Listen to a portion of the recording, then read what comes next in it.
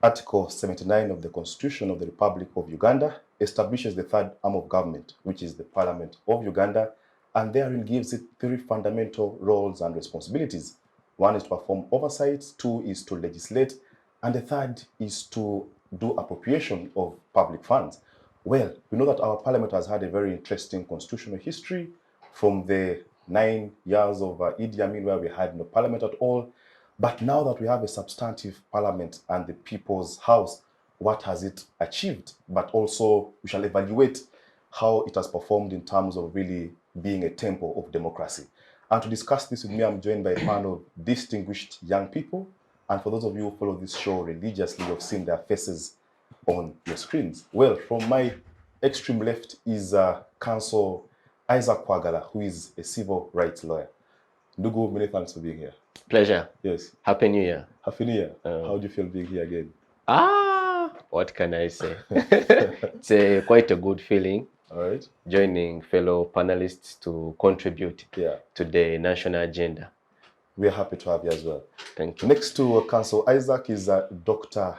David Arthur Mugyema, who is a member of the National Youth Council of Uganda, all the way from Masaka City. But also, I know that he is, well, he will tell us. David, thank you for being here. Good afternoon. Good afternoon to you. Ndugu Kidega, with whom we serve in the National Council of Uganda, and my other colleagues. Actually, it's an honor and a privilege to once again appear on this show. I've been here before and excited that we are going to share so much that helps this country to move to the next step. My privilege. Thank you. Next to David is Patience Poni Ayikoru. Patience is a student at the Law Development Center. Of course, that means that she has finished her LLB degree, but also I know that she's a former Yali alumni. Is that correct? Yes. But also former student leader at Uganda Christian University. Thank you for being here, Patience. Thank you. It's been quite a while, and I'm privileged to be here with this amazing panel. I look forward to the deliberations, and I hope that listeners enjoy the program as well. All right, then we have someone who has an international profile. He is an associate of Chartered Institute of Arbitrators in the United Kingdom, which is a global dispute resolution training institute, but also a student of law at Uganda Christian University. Remmy Wahanze. Oh, thank you very much. Thank you, Mr. Kidega. I'm excited to be here this morning. It's debut season for me. Yeah. I know the panelists here. I've met quite a few of them, and I'm really grateful to be here. Thank you for the opportunity. We'll be glad to contribute to our nation as we build democracy, good governance, and leadership that's substantive, that creates impact to society. Thank you so much. All right, thank you, Remmy. Isaac, I want to put you on the podium first, but the task I want to give you is to shape for us the historical background of legislation in Uganda. Even before we begin to evaluate the 11th Parliament and how that performed, for the benefit of our viewers, we know that we have had a National Assembly, we have had a legislature at some point, then we had 9 years where we were governed or ruled by decree. So before even we evaluate Parliament, just shape for us our legislative background, from when we had one female parliamentarian, from when we had one black in the LEGCO. I mean, all that history, it's important for our viewers to appreciate so that we can understand where we find ourselves today. So that historical background of legislation in Uganda.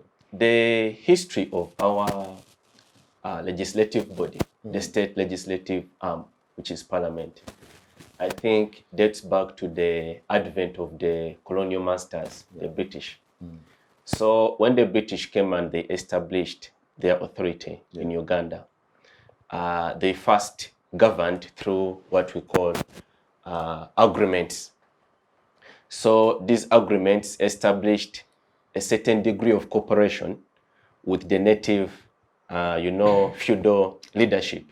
Those are the kings and then the chiefs.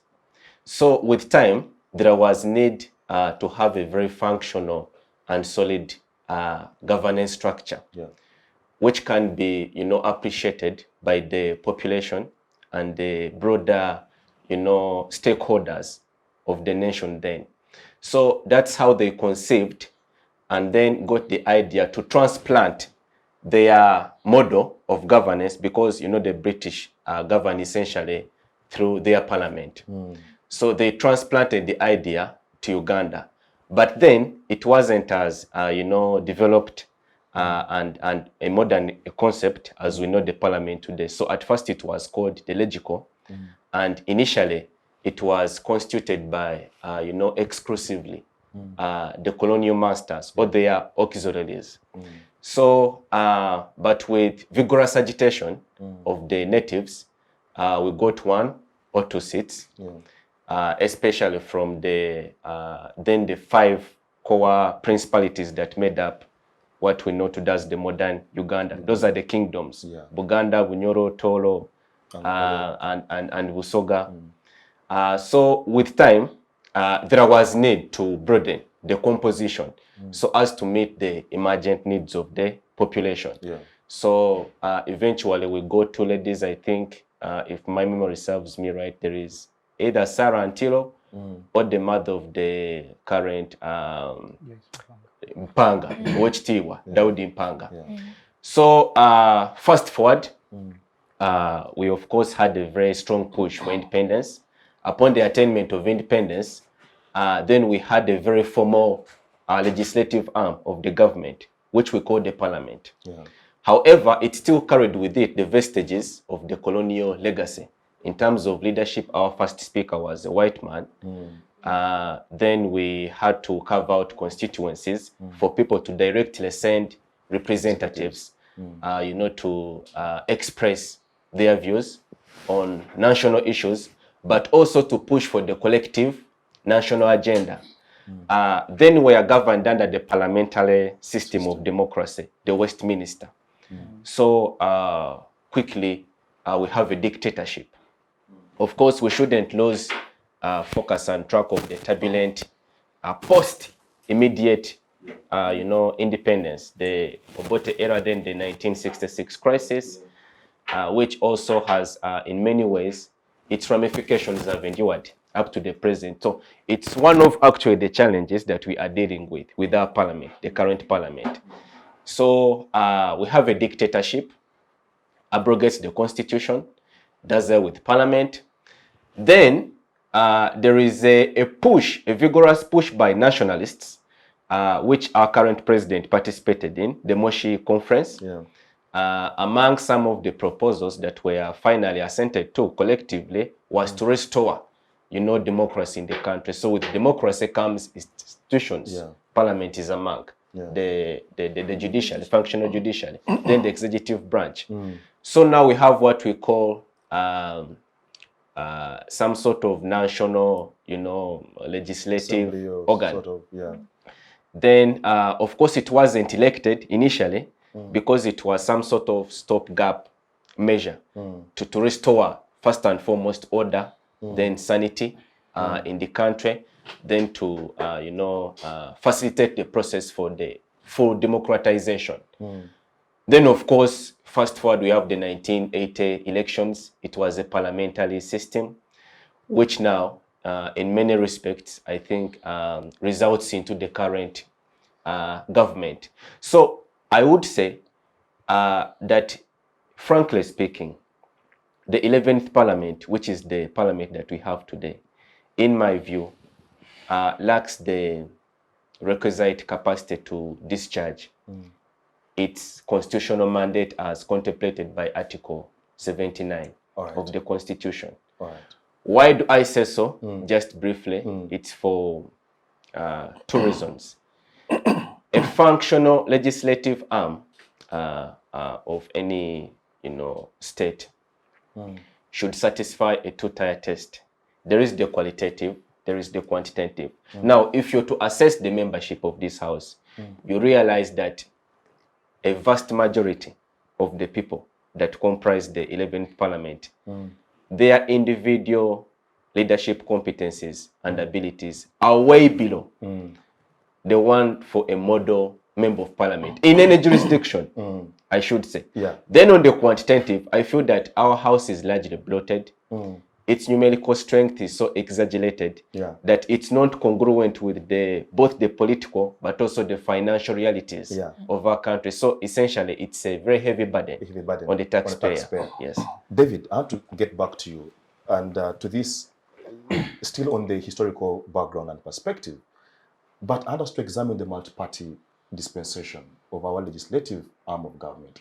We know that for a long time we were running under what you'd call a single party state, right? Yes, yes. But then as we stand today, we are a multi-party dispensation. Yes. And the tempo of democracy where this multi-party dispensation is actually experienced is parliament, because it's where you have the government side and the opposition side and all these things, right? Yes. You have decorum and debate and things like that. But do you think that parliament performed better under, for example, the single party system under UPC vis-a-vis what we see today? Because today it is about pulling ropes, it's about me versus that, it's about this color versus the other color. Even censure of a minister has become almost impossible. But you know that when we were under the movement system, so many ministers were actually censured. The likes of Mugyema and all those guys, they were censured because it was a movement system. So as we evaluate parliament, how do you appreciate the multi-party dispensation and its influence on parliament and its role? Well, thank you so much, Ndugu. I want to say, to begin with, the movement system, I can say, Uganda was transforming from way back, like as explained, right? Now, the challenges with, introducing the multi-party, I'll give you an example of this caucusing of these political parties. You find that the caucuses in political parties, for example, the National Resistance Movement has a caucus, right? It is going to preside over the would-be position of the entire parliament.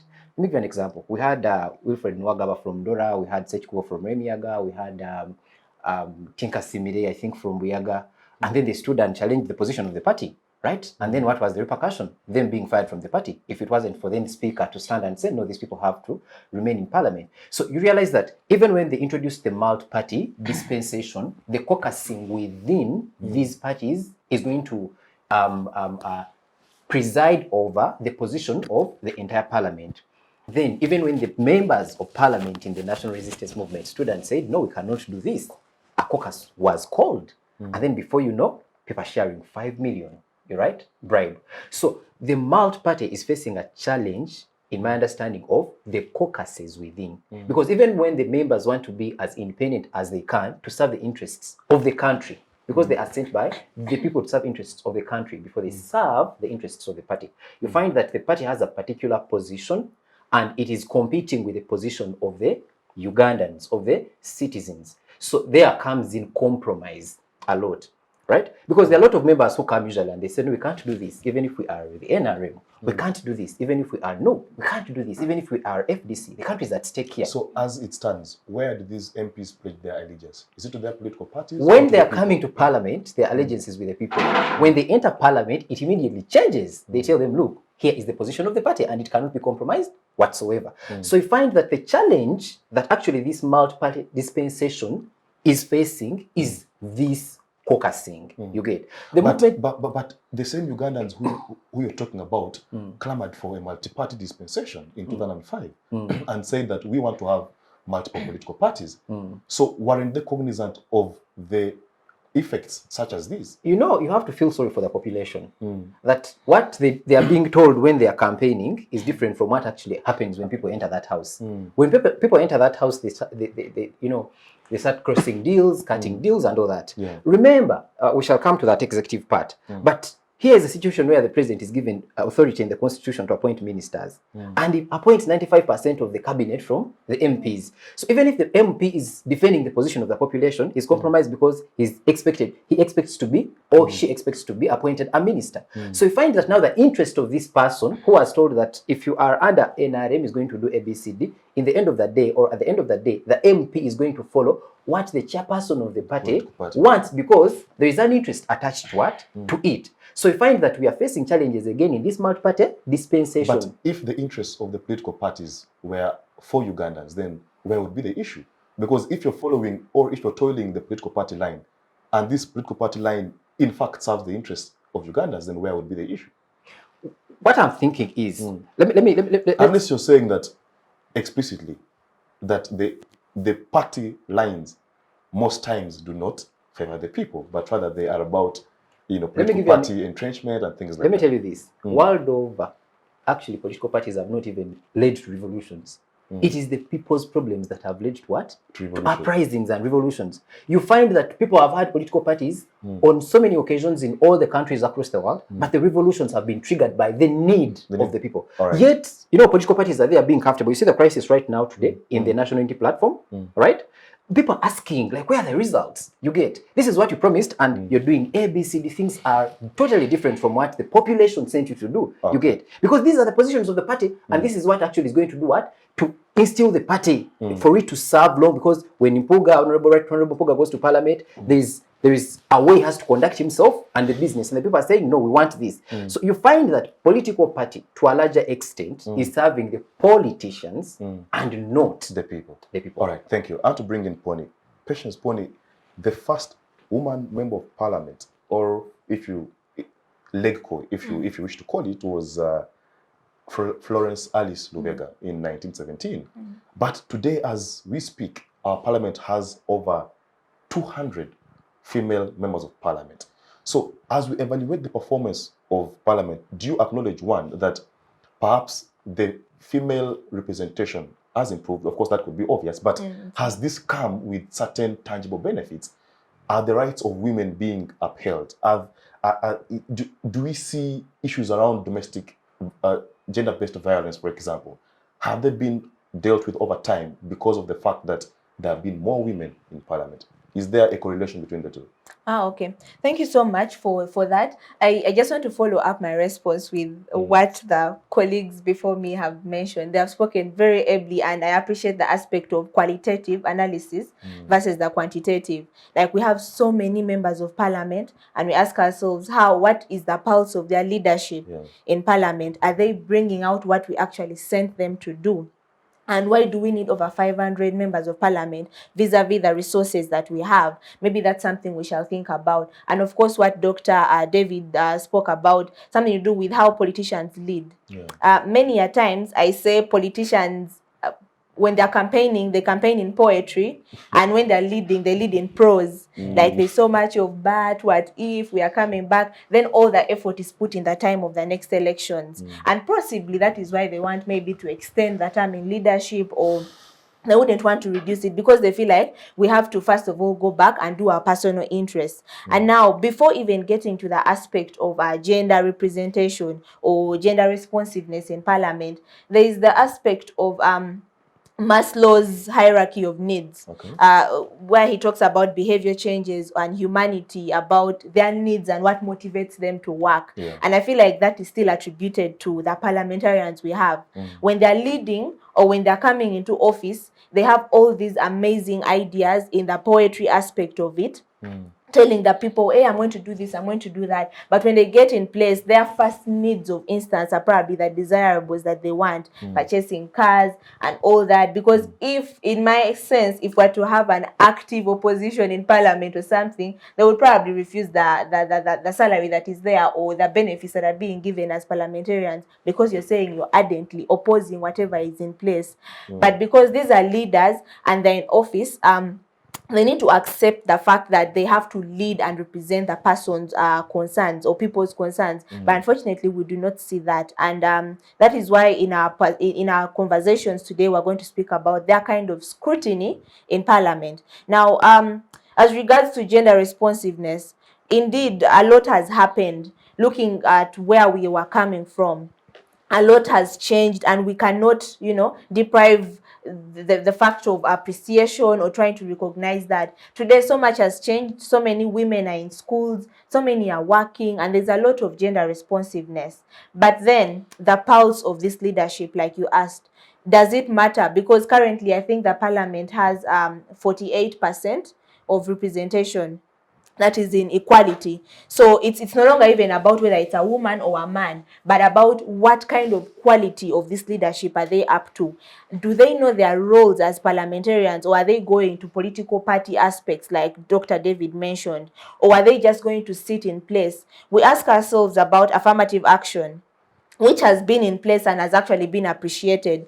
But we should be probably moving to conversations of, are we going to shift the dynamics of this affirmative action and say, should we have a term limit for it? Because there are people or ladies we have who will be in an office seat for over 20 years, and yet we are saying affirmative action. It's not being affirmative enough if other young women out there cannot take up such positions. And yet you should be probably able to now upgrade and stand on the, in quotes, direct seats. Or maybe we should do away with that and have one female and one male member of parliament, or look into the dynamics of the quantity, because we are not looking at how many members of parliament we have, but what is the outcome and output there. So I really want to acknowledge the fact that the women that have been there have done a lot. We have achieved so much, but still, as parliament at large, for both the men and the women out there, because I believe parliament is not there for the women only. As a population of Uganda, as citizens, yes, how are these parliamentarians being able to achieve accountability for you? Are they able to put in the spotlight the executive, like we are going to speak about today? Or are they going to be able to bring back on ground the services that you have sent them to do? Are they just going to keep quiet there, you know? So that kind of quality is what we need to question. That even as we bring women in politics or in parliament or in leadership, we need to question the quality of that leadership, which goes back to what Council Isaac has really ably mentioned. Wow. Yes. Thank you. Yeah. Poni and Remy, I'll just pick up from where Poni has ended. The issue of quality. Let me just mention for you some names. Obed Moth Ofumbi, James Wapakabulo, Norbert Mao, Eria Kategaya. I mean, name them, all right? Those were the names in the 6th and 7th Parliament, all right? The likes of Agri Awori. Those are guys who, if they stood up to debate on an issue, you'd feel proud to be a Ugandan. Today, I won't mention names, but the issue of quality has come up, right? So what do you attribute this quality to? The death of decorum, the death of the quality of legislators. Is this attributed to the multi-party dispensation, whereby people are told that for as long as it is Akabonero, Akabonero Manvuri, Yes. that was a very popular, slogan. For as long as there's a bus, just go and tick, all right? And the individual merit has ceased to be important. So what do you attribute this lack of quality to? Is it the multi-party dispensation?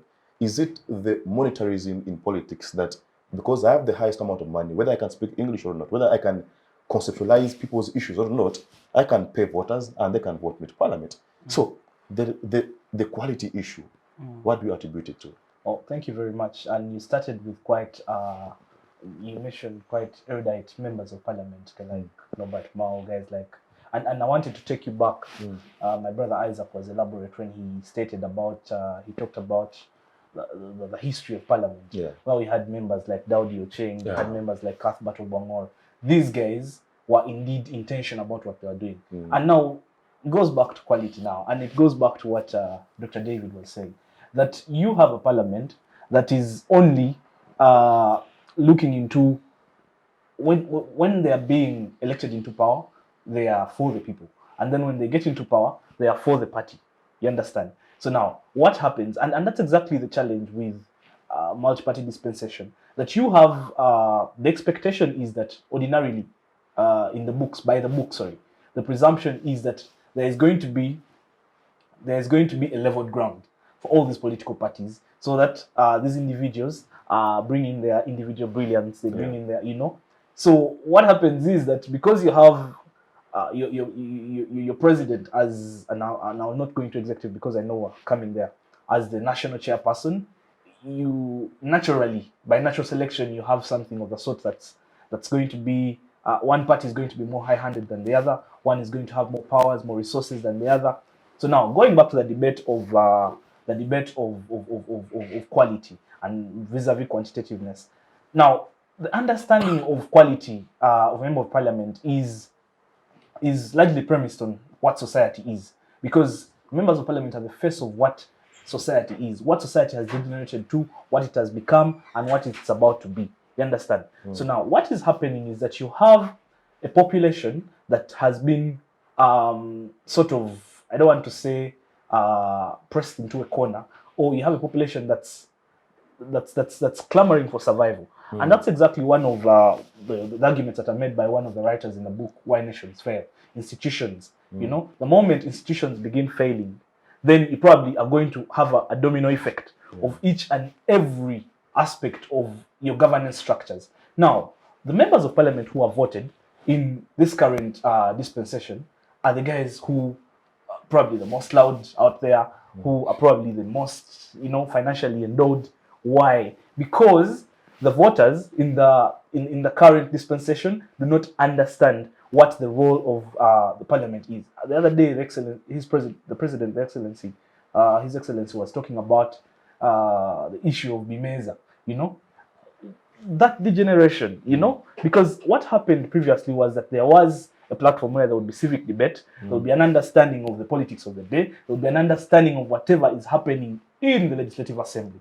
But now, because we have been so much strung into the idea of survival, the quality of our parliamentarians is just the reflection of what society is. And I want to put it to you, one of the Lordons at Makere the other day was talking about what happens when you have populist politics in play. You end up with a parliament where people can barely understand what securities law is or what securities are. They're probably thinking of defense. Then you end up with a couple of, end up with people focusing on misnomers. For example, the censure motions that have been tabled towards, So you put an indictment on society as a general. Yes. So meaning you're saying that even if tomorrow it is Isaac or yourself, nothing will change because society has degenerated, in your words. And we are part of society. Exactly what I'm saying. Now, these parliamentarians need to be the face of the change that we deserve. Because what we need to do is to go back and reconstruct what has been deconstructed. I don't want to say that the existent occupation has gone into, has gone into working anti-clockwise, but the understanding of what a legislative leader is supposed to be has been totally misconstrued by the populace. So if you have the roles of legislation, you have appropriation, and you have oversight. You understand? What is happening in the communities is that parliamentarians are being asked for money because the society itself does not have the resources to foot their bills, to even bury their own people. There's economic breakdown. Exactly. So once the economics of a country fails, and it's exactly the argument that was raised, as I said, in Why Nations Fail, that once the economy fails, then politics is going to follow. So society is totally strung to the politics of the day, how people are surviving. Because now, for example, what are you going to tell, and this explains whatever happened in the 2020 where we had what we call probably insurrection or anything of the sort. But anyway, let's begin from 2017, where you had the age limit debate in Parliament. That was in itself, it's the stroke that broke the camel's back. You looked at a Parliament where instead of deliberating, these guys went into what one would call an insurrection, because in the White House, at a point, they called it an insurrection when some things happened in the US there. That was just the definitive factor of what the parliament is. These guys, I don't know, they call it robber barons, something of the sort. These guys are just a reflection of what is coming out of society and where society is, where they're standing. And I think that there needs to be, and I'm very grateful that we are having such spaces, there needs to be a reconstruction, an understanding of the idea of politics. His Excellency the President has been talking about the idea of pushing away the what do they call them? The social sciences. The social sciences subjects, all these things. These things must be existent because that's how you have a functional parliament. You cannot have a functional parliament without some of these things, people understanding, being civically aware of their community, of their dispensation and all those. Wow, thank you. Councillor Isaac, as a civil rights lawyer, I want to take you back to what the French philosopher Montesquieu one time said. And his argument was premised on the idea of separation of powers and, of course, civil liberties. And he said that for the three arms of government to perform their responsibilities, there must be separation of powers, right? And bring it back to our context here in Uganda. First of all, do you think that these bodies are independent? Do they operate independently? But also, as you examine that, I want you to remember the words of the retired Chief Justice, Doki, who said that these three arms of government should be like three cooking stones on which a pot sits, all right? So that Even when Montesquieu was saying that they must be separate, here we are saying that no, they should be able to work together. So where do we find ourselves between a rock and a hard place? Them being separate, but also the ability to work together. So how do we proceed? Thank you, Moses. Yeah. I think to appreciate the fine distinction as that separates the three arms of government vis-a-vis their constitutional, prescribed constitutional mandate and the extent that they can execute them, you need to first appreciate the history of the current regime. We've had a discussion on the multi-party system of political dispensation. My view is that the attitude of the current government about multipartism is largely absent. This is something that they are participating in for convenience. You just have to look at their history. From the start, they were strongly opposed to a multi-party system of political dispensation, because then it's a multi-party system of political dispensation that guarantees a functional principle for separation of powers. So it only came as a result of, vigorous protests by the other political actors and also utilizing then somewhat functional court processes to, force them into a concession that now accepted the referendum into what we have today as the multi-party system of political governance. But yes, I think that the 11th Parliament, in my assessment again, has largely ceded a lot of ground to the executive branch. Actually, in my view, and in the view of a majority of Ugandans, I believe, it is some sort of extension of the executive branch of government. Sure. Yes, in a sense that it has become a clearinghouse, for the priorities of the executive. It has ceded its constitutional mandate of oversighting, superintending over the executive. Instead, it is now simply there, to affirm. Isaac, isn't that an unfair indictment? Sorry, isn't that an unfair indictment on Parliament? Because we have seen them take decisions, for example, against the Vinci Coffee deal. We have seen the Kosase committee go against the Uganda Airlines CEO, who was an executive appointment. We have seen them, the Mwine Mpaka committee that did investigate, I think, Lubowa and all those things. So aren't you judging Parliament unfairly? Haven't they, at some point, been able to stand up to the executive and say, no, this is wrong and we will not agree with you? Moses, there are two things. For example, I'll credit Parliament for its strong stand against the Vinci Coffee deal, because from the beginning, it was such a very unfair, contract in principle to the Ugandans, because it was establishing some sort of monopoly on a product that is very essential to the livelihood of Ugandans. But for Parliament to do it in such an equivocal way, to the extent that the president, made very strong disparaging remarks against Parliament. He said that Parliament is something that we can even do away with. So if Parliament wants a contest, we can, apply our devices and prove to it who is actually in charge of the country. These are remarks by the president, they're on record. So to me, I feel like the executive's attitude to Parliament is to apply it, as some sort of tool for leverage and also to serve and meet its ends. So entirely. Do we see separation of powers, or it's all mixed up there? No, I think the line is now blurred, largely. And why? Primarily due to the attitude of our current government. Like I said, this is a government that has never been in favor of a multi-party system of political dispensation. So to them, Parliament and even the judiciary by extension, they should only operate so as to facilitate and promote the interests of the ruling party. That is their understanding of the system of multi-party dispensation. So I think it's quite a huge problem, and that should take you back to the comments made by my brother. Because if you have a population that lacks awareness, political awareness and consciousness, then it is very easy to manipulate. Because as far as the population is concerned, they only rise up to make very petty demands from the legislators.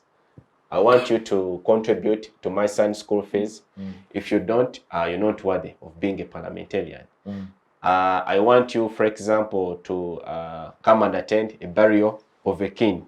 If you do not, we are alienating you. This shouldn't be the principal responsibility of a parliamentarian. A parliamentarian should be very much concerned with the direction of the country collectively. But you see, you have an executive that is, by the day, mutilating the constitutional mandate of the parliament, by the day making overreaches, by the day continuing to suppress the parliament, and the parliament is not even willing to put up a fight. And this also reflects, I think, strongly on the quality of the leadership of the current parliament that we have. I think by far, this parliament has the weakest, the most feeble leadership that we've had of all parliaments in the history of our country. And I say it because you've made reference of the reports, for example, Kosase. Then there is another one on the on COVID. All these are reports that are within reach. Actually, they are within the direct custody of the speaker. But up to now, Parliament has failed to take decisive action on these reports. You've had the Honorable Senyoni over and over again. He's been agitating, why don't we table this report before Parliament? Why doesn't Parliament consider the contents of this report and take appropriate action on behalf of the population? Up to now, there is nothing to show. What does it tell you? It's either that the leadership of Parliament is in bed with the executive, or they are not decisive and not conscious enough of their responsibilities, both to Parliament, but also, most importantly, to the population. You see, so I think it's quite a huge challenge, but until we resolve the issue of raising the political and civic consciousness of our people, so that they get to appreciate what exactly they should demand from the August House, we cannot have this issue addressed. Thank you. David, let me just get back to you. As we still evaluate the issue of quality, and because we all clamor for a parliament that has quality, that can, debate on issues that are worthy. Now, what approach should we adopt? Because I've seen certain jurisdictions like Kenya, where they have a Senate, then they have a parliament, all right? So, I don't know, should we move towards having a Senate House, for example, where we can now pay close attention to who we send to the Senate, so that, because if we assume that the Senate is the final decision-making body, then we can pay perhaps more attention to the Senate and who sits therein, perhaps, and not pay so much attention to Parliament. So, do you think the two-tier form of legislation should be adopted here in Uganda, where you have a Parliament and a Senate as well? I usually sarcastically tell my friends or colleagues that the next president of this country is going to face a huge challenge. We want to appreciate His Excellency, the fire he has brought this country, but again, we have a task as a country, as a generation, that anyone who is coming, they should really so much pay attention to the constitutional reforms that this country really needs badly. Because you're faced with a challenge. The president is the commander-in-chief, chairman, NRA, High Command, is the party chairman, and is the president of the Republic of Uganda. When they were electing for the current Honorable Speaker, Honorable Anita Among, and her deputy, the president, we saw the president stretching at Korolo, saying that I rang myself with MPs one by one, telling them to do what? to vote for right honorable. So you can imagine that kind of state. And don't expect, and I told you already that 95% of the parliament, of the cabinet, are appointed from the MPs. So you find that this compromise is still a constitutional provision. Yes, again, all these are challenges in the constitution. So you find that we find ourselves in a state that nobody can challenge the executive and its demands. Even the executive itself, there is what you call the SEC, the Central Executive Committee. Whether the cabinet passes whatever resolutions, the SEC is the final what? The final body that is going to, whatever it says is going to rule the cabinet. And again, whatever the cabinet says is going to rule the parliament. Not NRM, right? But the caucus of the NRM is going to rule the position of NRM parliamentarians, and NRM, because they are the majority, they're going to rule over. So we would suggest constitutional reforms in the next government that is going to come, So that at least if we can have the Senate, we have a creme de la creme body we can task with issues that concern this country. Very important issues, right, that concern this country. Otherwise, the kind of parliament we have, like they've said, there's a scenario when Right Honorable Kidega was still the speaker. And she had, I think, given the parliamentarians about 10 billion COVID money. And there was an argument between her and the Attorney General William Biaruhanga of why did the cabinet take this and why is the parliament taking this. And on so many occasions, parliament came and said, rather the cabinet ministers or the Attorney General, because he sits in the cabinet, came and said, no, parliament cannot take this money. And then there was an argument that is really the parliament independent, or this is a small arm of the cabinet. You get? We've seen the president, the head of state, say, no, if somebody kills or rapes a woman, bail should be removed. You see, in the mind of the population, the president is very right. Anyone would say, but what does the law say? And we've seen the Chief Justice, a bit of fight back. He says, you know, no, this is impossible. There is the law in place. So you find that even the judiciary is taking instructions from the cabinet. You find that parliament takes instructions from the cabinet. We were seeing Honorable from NUP, Honorable Joel Senyonyi, tabling, like I said, tabling this report saying, please release the report. And Right Honorable Speaker is not releasing the report yet. You get? Maybe, who knows? Maybe the cabinet has not yet declared its position on this report. You get? We've seen the Uganda Airlines Wamutulaki saga, right? And then she was folding her arms and keeping quiet. And the General Katumba was saying, no, I took instructions from the commander-in-chief to make an appointment. So, and this is a general taking instructions from the commander-in-chief. They cannot defy these orders. You get? So you can imagine the kind of situation we are in. Otherwise, when Kenya faced problems, very big problems in the 2007 elections, they sat and said, we have to revise our constitution. They came up with 2010, the amendment of that constitution. Today, things are a bit better. Why? Because people had lost trust in the judiciary. For them, they realized that if there is any discrepancy post-election, the aftermath of the election, people will just kill each other because of the ethnic lines. So they said, but what is the problem? Actually, the judge that led to those reforms was, I think, from South Africa. And he said, it is because people have lost trust in the judicial system. Now, let's establish the trust of the people in this paper, in this constitution. The country is going to have peace. Today, we saw David Maraga in Kenya, the former Chief Justice, nullify an election of a president, and nothing happened to him, and the country moved on. You get? We saw Justice Martha Koome stand and say this election is clear for Dr. William Ruto. You get? So, and people did go to streets. They said, it's okay, we've challenged, we've brought our evidence, court has pronounced its position. You get? But it's about the trust and faith in Uganda today, the constitution, people are not having trust in it.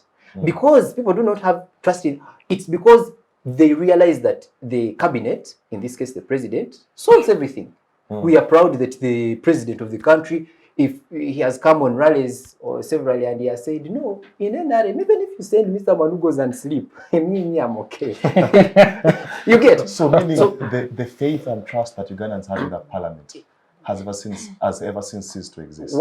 The constitution needs to be changed. And parliament there as an effect. Yes, the next government, we need to change this constitution so that, one, we can reduce the powers of the cabinet, of the executive, so that we can empower other arms of governance. Then, therefore, people are going to have the trust that if I speak to my parliamentarian, and if this parliamentarian goes to the plenary, whatever we are demanding of this plenary, the speaker is going to preside over it, and it's going to be done. He's going to send an instruction, and then the cabinet will act upon it, the judiciary will act upon it, and then we will not have the problems where the speaker, where the chief justice will have to first wait for a call from the executive and its position. Poni, this is very interesting. But the issue of militarism in Uganda's politics, whereas people might castigate the NRM today for having brought the military into Uganda's politics, I think it dates back as the circumstances around the 1966 Regional Whole Constitution, under which it was passed, the way the National Assembly by then was surrounded by military officers.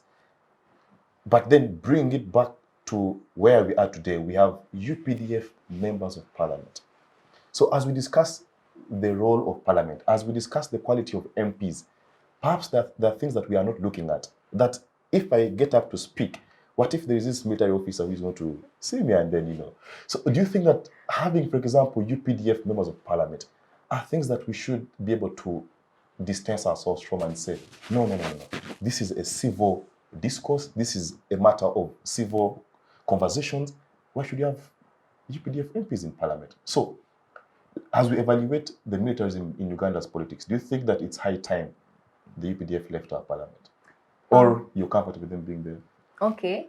To begin with, before we even look at UPDF parliamentarians or what, the majority that are not UPDF should be put to test, like many of us on this panel have agreed. And like you've said, it dates back to many other regimes before. And I do not believe it's about even the persons or the government that is in place, because history keeps repeating itself. Yeah. For some reason, a regime will come, tell you we have this program, 10-point, what, and all that, lay you all the strategy, you vote them there, and then the citizens fail to push for accountability. They fail to have that social justice within themselves to speak up and actually say, we want our services done. You see? So all that keeps happening, even now with the NRA. I mean, as much as they have done a lot of good things, there's still so many things they haven't done. And even in the government that will come after them, we can't guarantee that they will be absolutely perfect. And these are not new things, not just Uganda alone, but also other countries. So it also dates back to the idea of the social contract theory. Yeah? The social contract theory, where you have this theory of the Hobbes and Russells come up with this, the philosophers come up with this theory of saying, yes, we believe human beings are good people, so you need to be protected by the government in place, and so as the government is protecting you, we're doing this in exchange for your human rights, so that we are trying to regulate them and how you're living and all that. That is happening in Uganda. Recently, I read an article where the person was saying Uganda is moving from Locke and Russell to a kind of Hobbes kind of philosophy. Why? Because Hobbes' philosophy is that human beings are evil and they need to be punished and controlled. So it's sort of trying to say that Ugandans are so unruly, and so we have to bring the militarism, or we have to be hard on you and put tear gas here and there, because you will never understand if we lead you in a very nice way.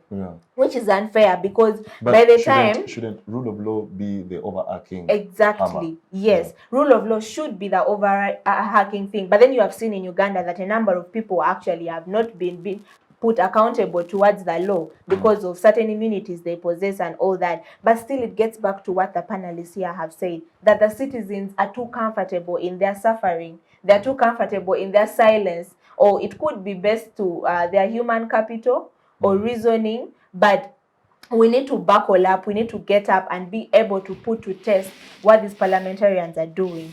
I have no problem with the UPDF being represented in parliament. They have probably their special needs and all that, but it comes in general to the different groups that were being put there. We have persons with disability, the women representatives, but we have the UPDF. We have the Minister of Internal Affairs.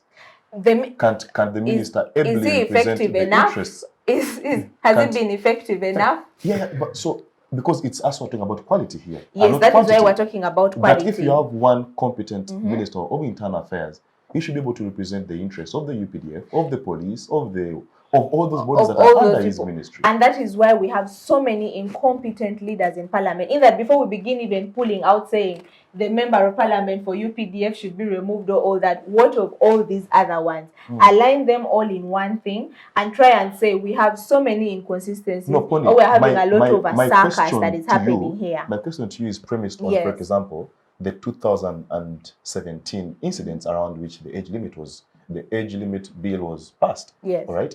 And we saw the way with which both armed and unarmed people entered parliament. I mean, a temple of democracy. So my question to you is broader on the issue of militarism.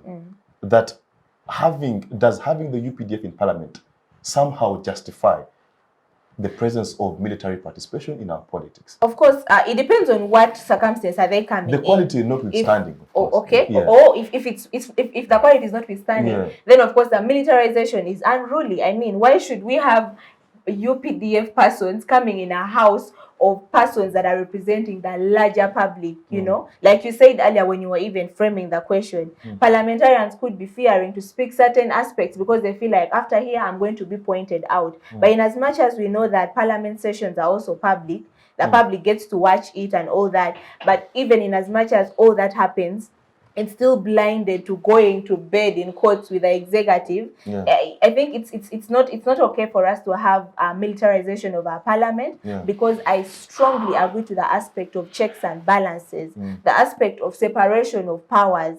Why? Because parliament has its mandate, like we already started with at the beginning, and I think for parliament to scrutinize executive, there have to be about 3 aspects.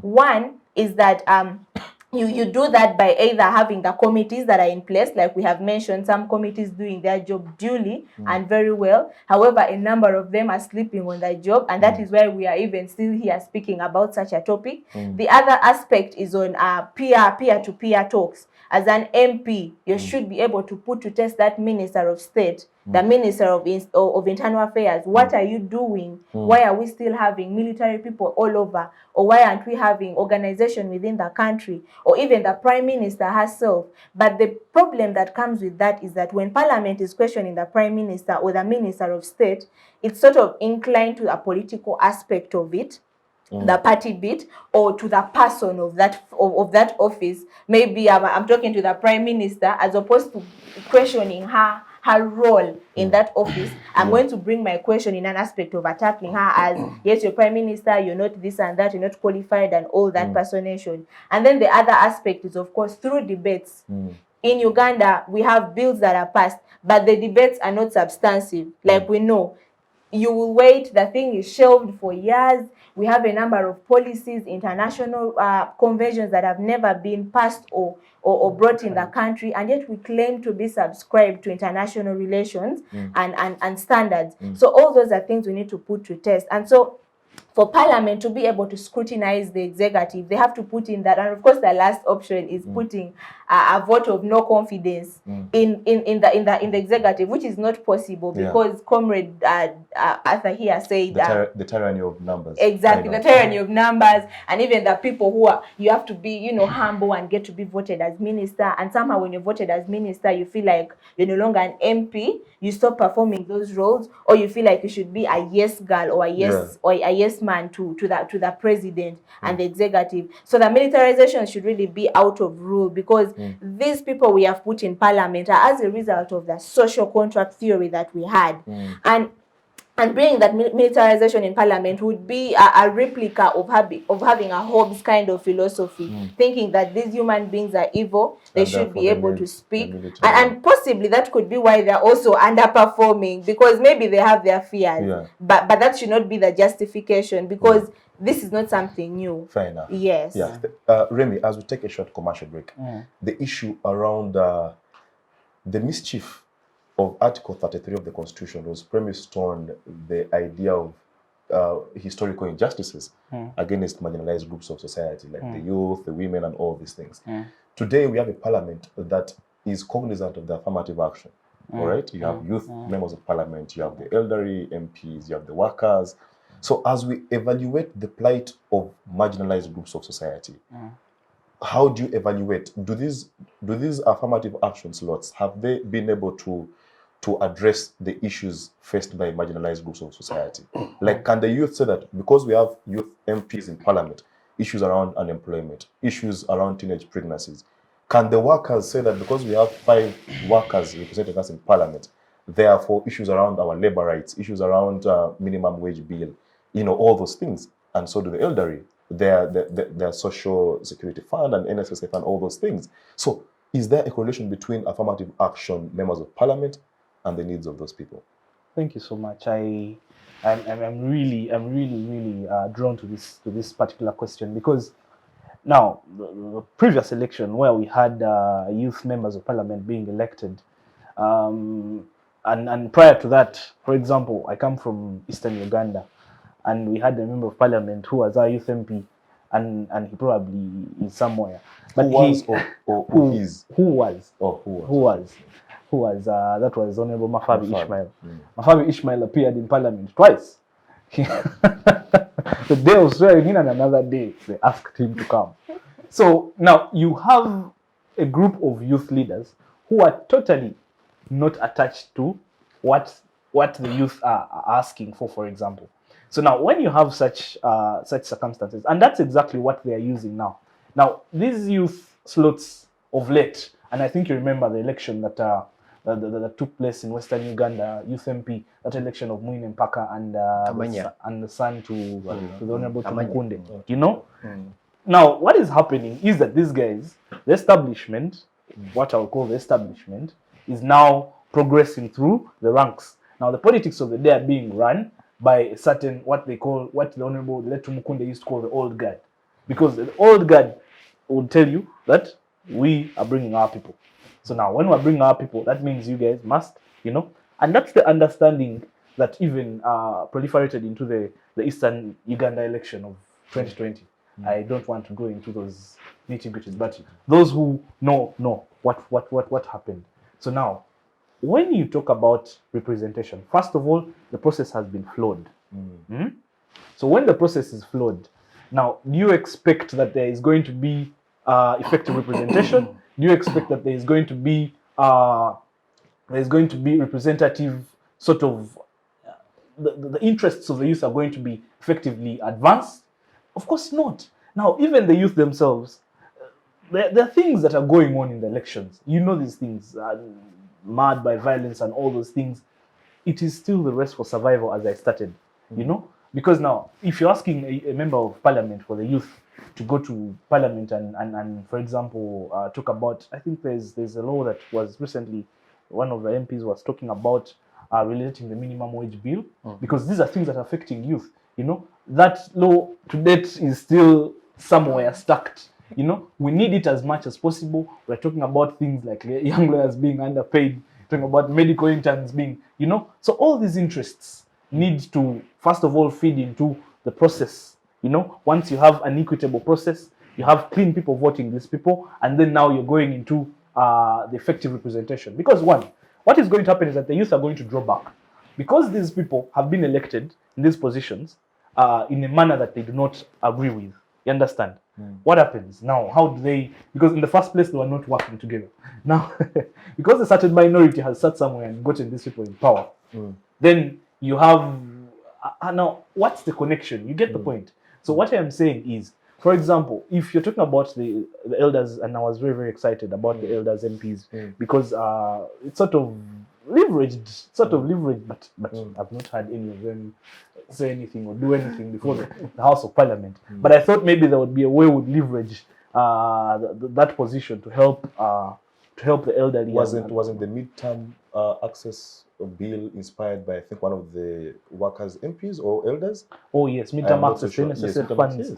Yes, I understand that. But again, still it goes back, and yes, I would credit them for that. Yeah. But again, still it goes back again to the question that you're asking yourself, that we have sent these people to Parliament to do work for us. Qualitative, quantitative. You're analyzing. The relationship that has been there prior, because you're having electoral college votes, is not, and I'll shock you that very many youth out there don't know their youth MPs. They don't. You guys at the National Youth Council, you understand what I'm talking about. There's a certain selected group of people who are supposed to vote these particular representatives. And because of that, these guys are going with the interests of this group of people. You understand? Not the group of people, the youth, the general youth out there. That's why you're seeing them now agitating for positions that are not affirmative. Many of the youth are now members of parliament because of direct. Yes, you understand. Direct. They want to be direct in direct positions. But those spaces would have been there for them, so that they advocate for our interests, they advocate for whatever we need, so that the youth and the unemployment rates are rising with the recession that's going on.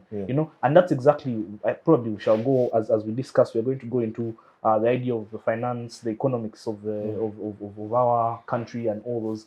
So I really think that indeed we need to check, first of all, the form in which these people are being chosen into these positions, and thereafter, there we can begin building. So it still goes back to. So it's about largely the form through which they get elected that, of course, influences how they shall perform in their term of office? Well, colleagues, we know that you are enjoying this conversation, but also we know that you have opinions and comments. There's a comment section right below this video. Give us your comments, give us opinions, but above all, stick with us. See you after this commercial break. Digital rights are those human rights and legal rights that allow individuals to access, use, create and publish digital media or to access and use computers, other electronic devices and telecommunication networks. Digital rights include a right to freedom of expression, information and communication through technology, a right to privacy and data protection, a right to credit for personal works, a right to universal and equal digital access, a right to identity, a right to anonymity, a right to be forgotten, and a right for protection of minors, among others. The state's digital rights are frequently violated through various unfair actions, for example, blockage of websites and social networks, theft of credentials, unauthorized use of people's data for personal gain, privacy intrusion, online censorship, arrests and intimidation of online users, internet blockages, and the proliferation of laws and regulations that undermine the potential of technology to drive social, economic, and political development worldwide. It is hence every citizen's responsibility to respect rights of other digital users and to speak out or report to the responsible parties when one's rights are violated. Hello viewers, we'll be back from that very short commercial break. Isaac, let me get back to you. In the wake of economic depression or recession, if you wish to call it, we saw Parliament and its leadership procuring I think vehicles worth 1.2 billion. But also towards the end of last year, as our debt burden, our public debt burden rises towards a trillion, towards the 80 trillion mark, Parliament towards the end of last year approved another 1.7 trillion debt from Standard Bank. So is Parliament cognizant of the economic status of the people? Because if they were, then would their leadership, for example, procure vehicles amidst an economic crisis? Ugandans don't have food, and Parliament was procuring vehicles. I don't know. Are they in touch with the economic reality of their people? It would be simplistic for anyone to assume or even imagine that Parliament does not appreciate the economic distress of the population. However, Parliament, the 11th Parliament, is so subservient and beholden to the executive's whims that it's no longer in a position to, I think, take exception to the pressures which the executive keeps on, imposing on it. But aren't we over accusing the executive? Because Parliament took an independent decision to procure themselves those vehicles. So was that also influenced by the executive? The attitude of the executive is always to bait Parliament, because if you keenly appreciate the provisions that establish Parliament, that establish the executive, you will come to the conclusion that in that infrastructure, in the setup, Parliament is the most supreme of the three arms of government. It is in charge of appropriation, it is in charge of legislation, it is in charge of oversight. So what the executive does is to broker as many concessions as possible, some sort of win-win situation. Let me throw this bait to Parliament, because the executive budgets.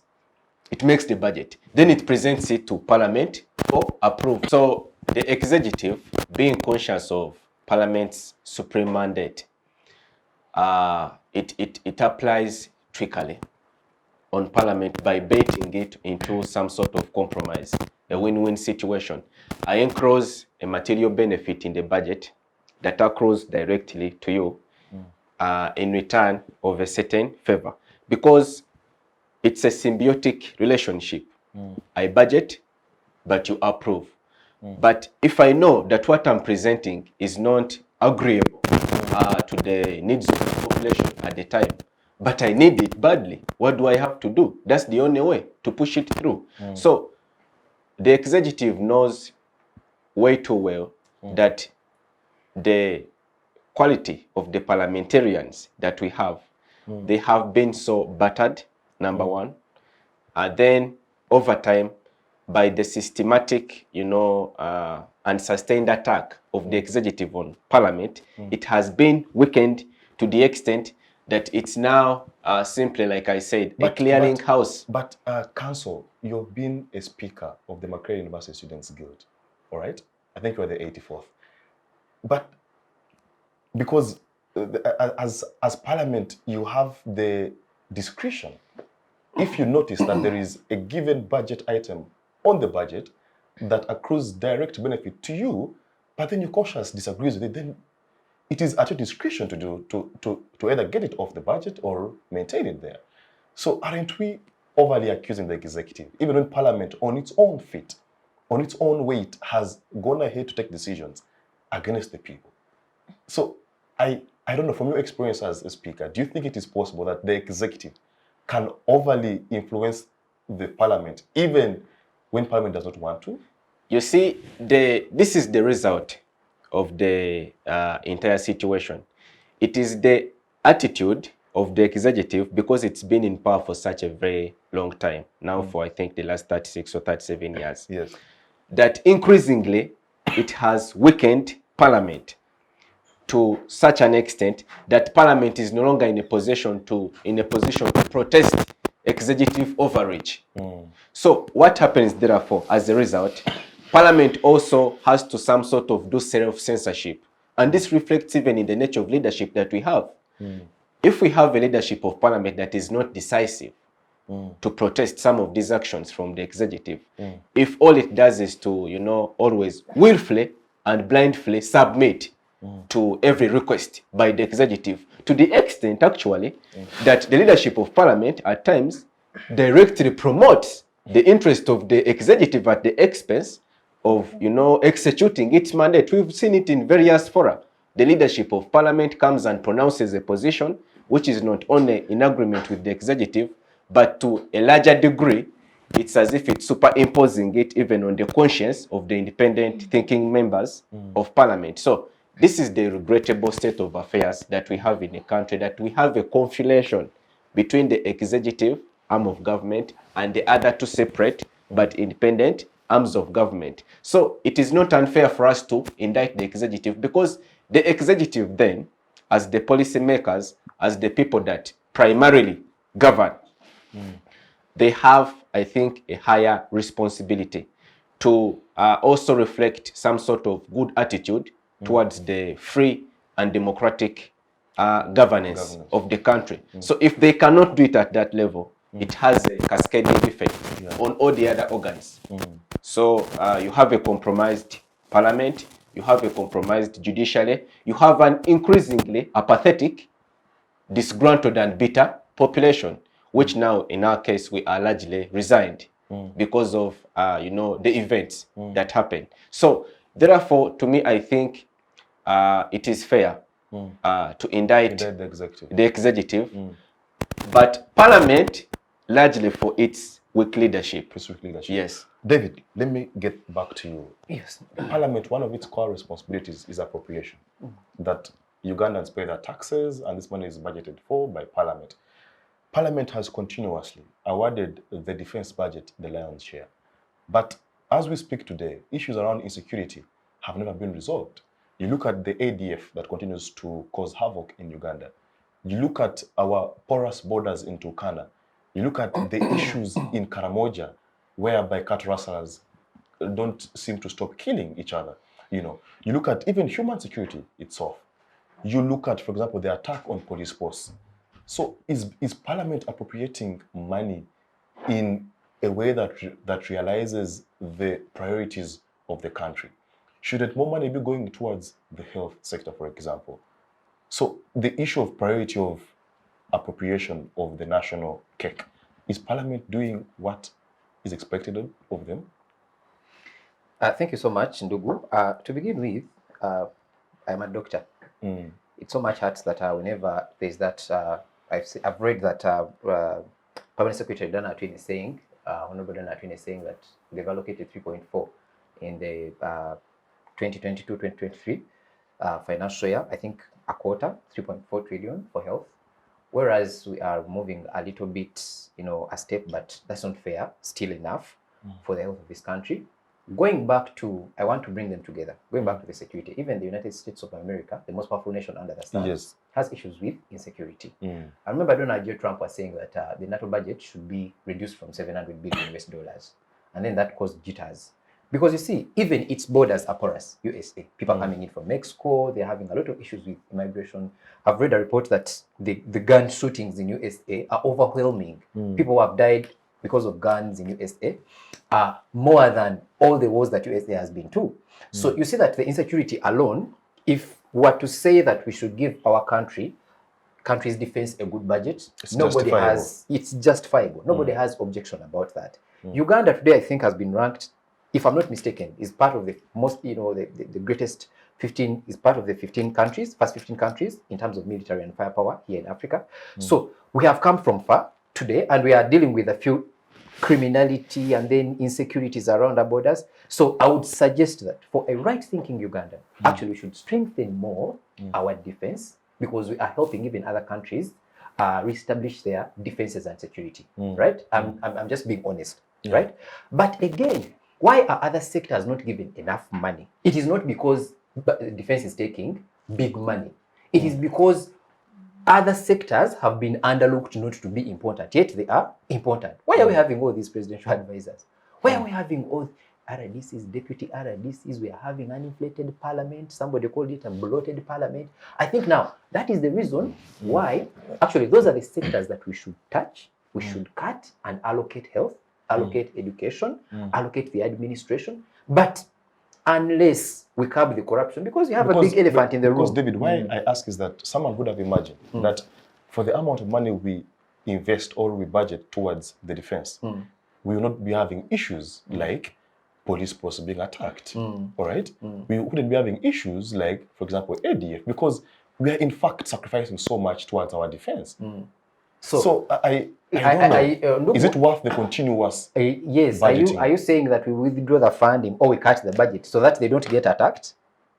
Why are we giving this country the defense this budget? Is for them to be ready to do that work, because attacks will be there all over the place, all over the world. Europe, they are being attacked all the time because they're having a lot of infiltration of what? Immigrants and all that. So the country, or even the entire world, has to have a strong budget. Me, I'm saying funding the defense is not the problem here. We should actually give the defense more money. This one doesn't, even if you're the president tomorrow, you need your defense to be strengthened and even your security, right?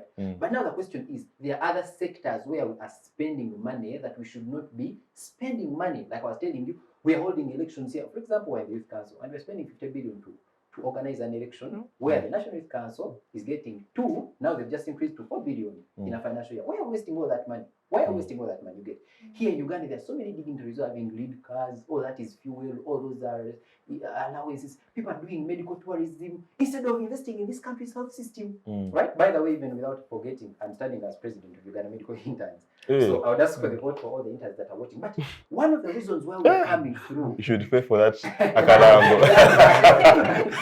so one of the reasons why we're coming through is, why are these people? One, the president gave allowances.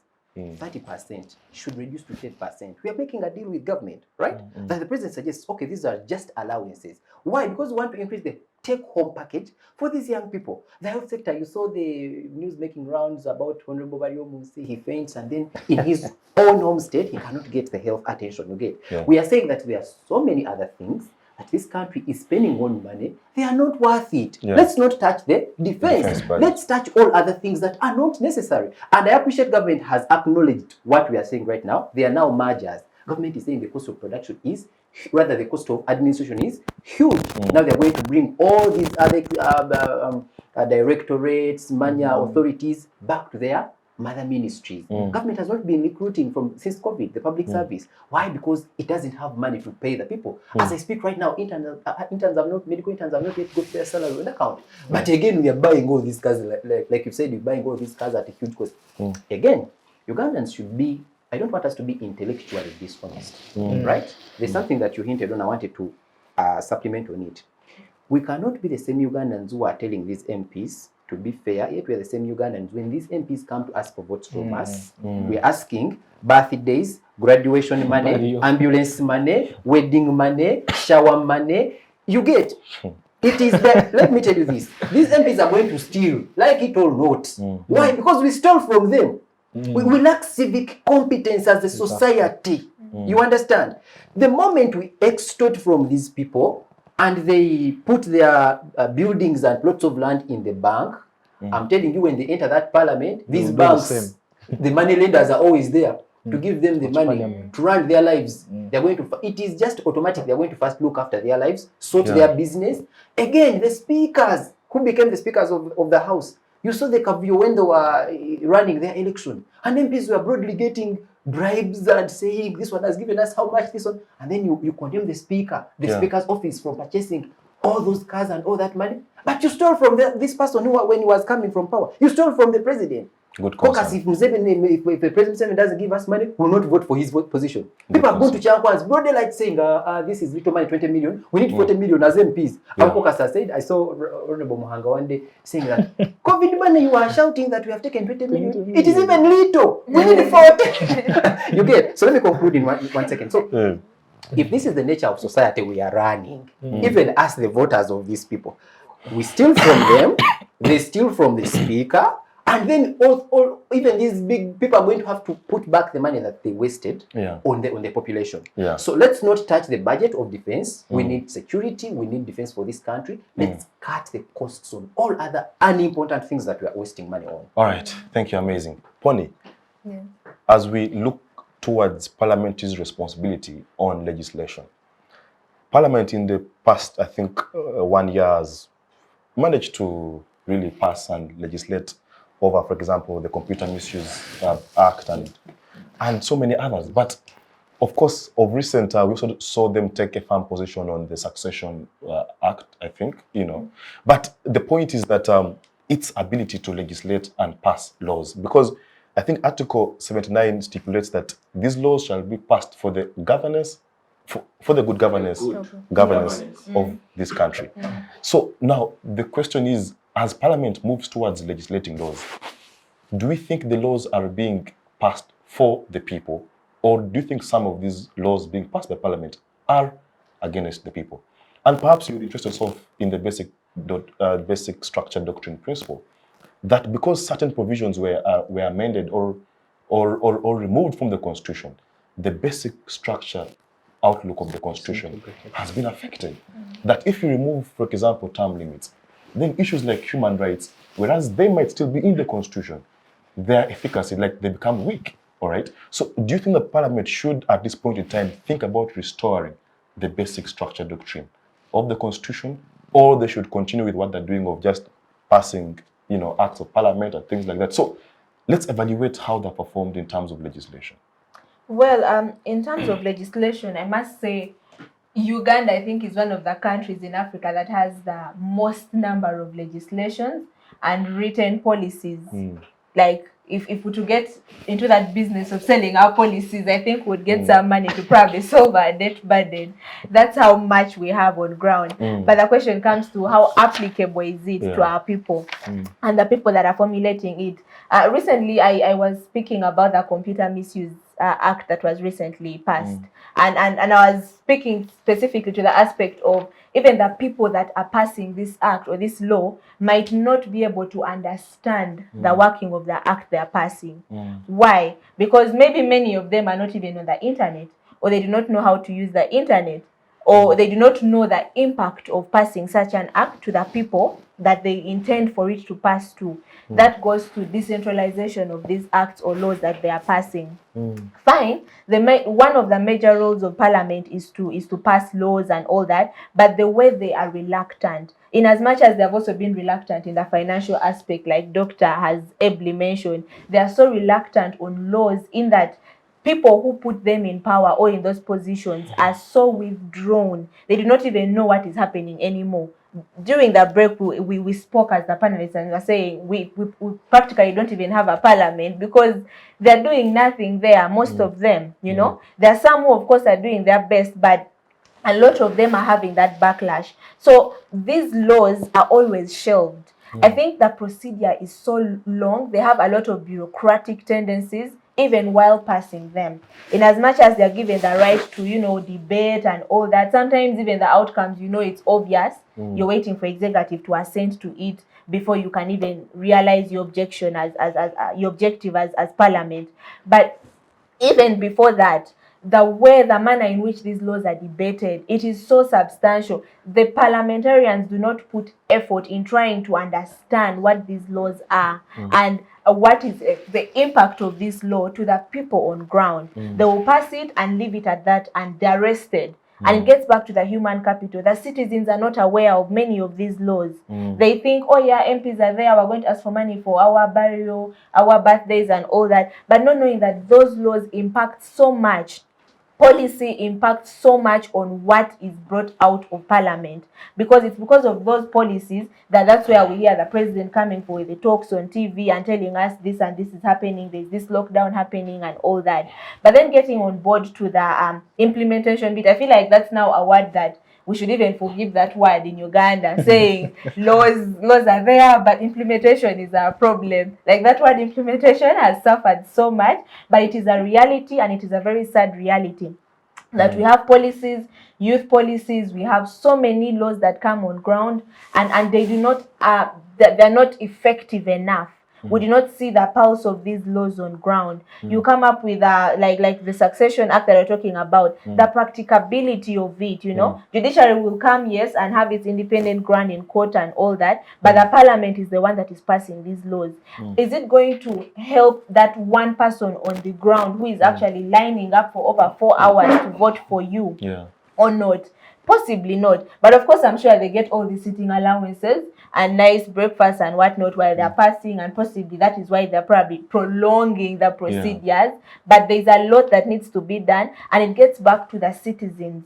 Are we knowledgeable enough? At least the basic knowledge. You do not need to go to the highest degree of education to understand that this law won't work for me. And that is why we should have options of inclusion and diversity. That even as we are passing these legislations, are we inclusive to persons with disability who are citizens in Uganda? Can someone who cannot read be able to access this policy by I mean, someone who can't listen be able to see the words, you know? Or someone who can't read, are these things put on ground for them so that they can understand? Or let's go back to the basics of the literacy level in Uganda. In as much as in urban areas we think many citizens are literate, the parliamentarians do not know. In fact, some parliamentarians are not as much as literate, which is okay, and that is why I advocate sometimes for the aspect of speaking in your local language as long as you're being productive. So these legislations, are they as much as disseminated and decentralized to the grassroots, in that, in quotes, Omuntu Wahanze can understand that this is the law, this is how the tax has been passed. And that is why Parliament today has lost the trust of so many people. People fear and are dodging paying tax because they feel like they will never get the reward. The roads are so bad, you have to make noise, and recently people have been posting pictures of potholes everywhere for KCCA to come on ground and start putting, you know, things to just cover it up. And Parliament should be awake to such things. But unfortunately, like the other panelists have said, priorities are so different. They forget that it's because of such legislations, because we work in a country where the written law is much more effective, and it's the one that will probably govern all the other practicabilities of the other laws. So if Parliament can invest in trying to ensure all those shelved policies are also removed, if it's not very relevant, scrap it off. But if it is, avoid having so many of them, but work on its applicability to the people on ground, so that we can actually achieve something. But of course, we shall talk and talk, but in the end, it's upon us, the citizens, and that is why the young people are on this space of Youth Roundtable, so that we do not have young people going in Parliament and also messing up on whatever they have been speaking about. Wow, wow, very interesting and brilliant submission there. Wahanze, let me come to you. As we evaluate Parliament, 2022, at least media was mad by the Honorable Abdu Katuntu Committee on Rules. That, to me, has become a sort of, actually, Abdu Katuntu has become a head prefect of morals. All right.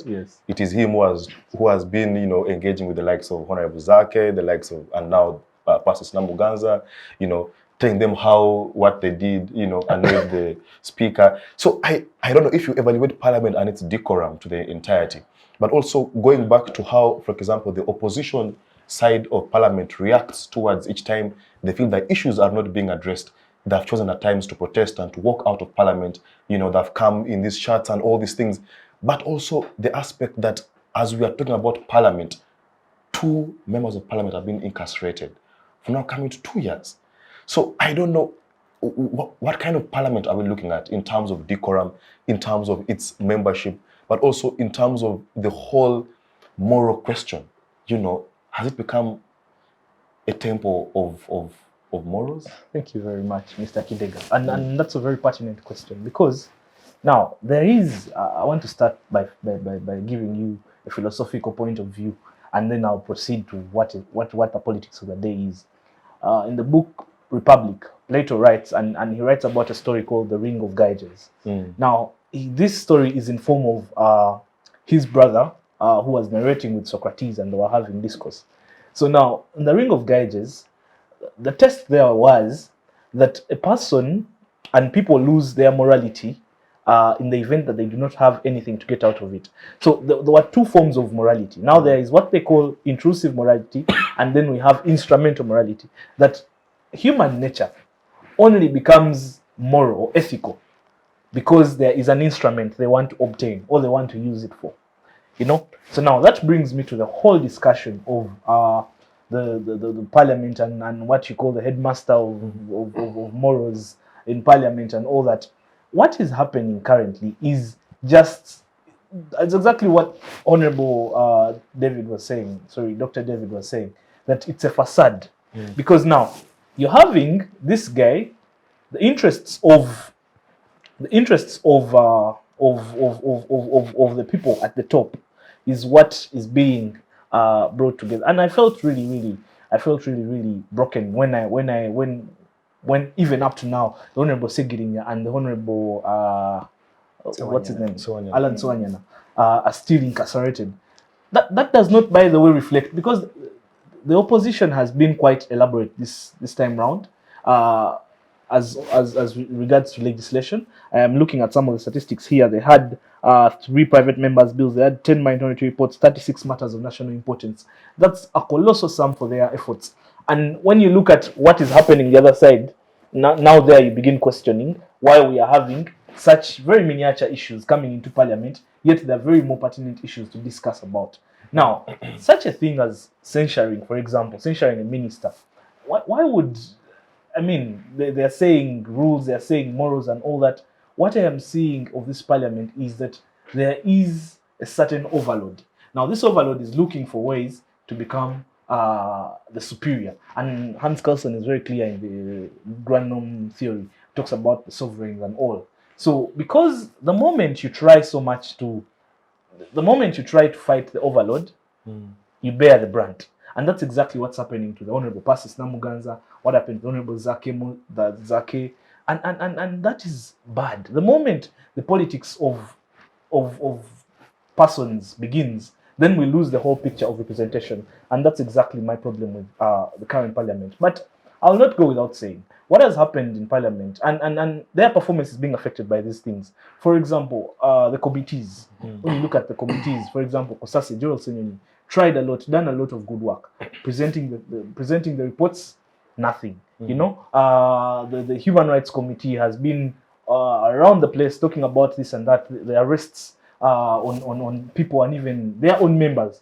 So Parliament does not even have teeth to clamp down on the ineffectual or almost unjustified arrests of their own members. So now, how do you expect them to come again and fight for the rights of ordinary Ugandan when they themselves cannot even pick out their own members? I'll highlight some of the charges.